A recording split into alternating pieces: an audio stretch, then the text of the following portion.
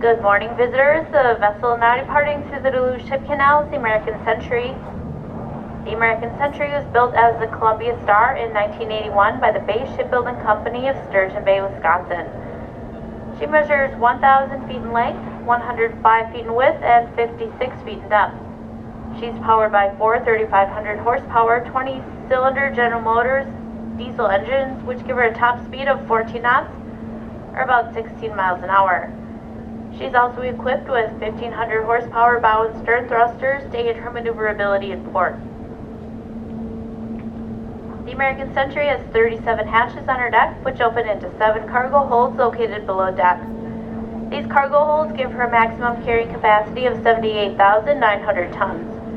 Above her deck is a 250-foot self-unloading boom, which allows her to unload her own cargo at a rate of 10,000 tons per hour without the aid of shoreside equipment. American Century is owned and operated by the American Steamship Company of Williamsville, New York. American Century is departing with about 68,000 tons of coal, which she will be taking to the St Clair River Detroit Edison power plants in the Detroit area.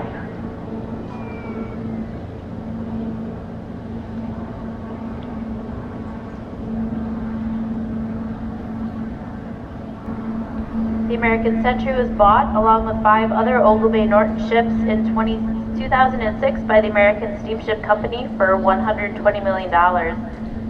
She was originally named in honor of the brig Columbia, which is the first vessel to move iron ore through the Sioux Locks in 18...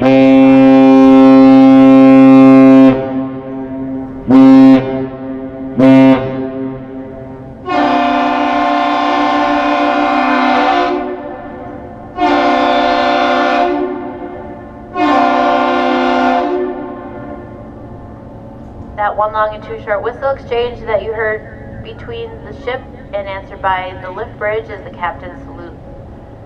Once again, this is the American Century, built in 1981, measures 1,000 feet in length, departing Duluth with a load of coal that she'll be taking to the Detroit area.